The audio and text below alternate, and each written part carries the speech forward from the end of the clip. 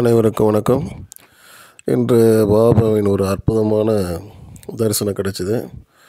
ஒரு பக்தர் ஒருவர் இன்றைய தினம் பாபாவை அலங்கரிச்சிட்டு இருந்தார்.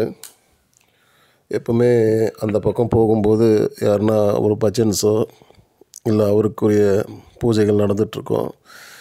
இன்றைய தினம் ஒரு அற்புதமான விஷயத்தை இன்றைக்கி பார்த்தேன். அதை தான் உங்களுக்கும் தொகுத்து வழங்கியிருக்கிறேன்.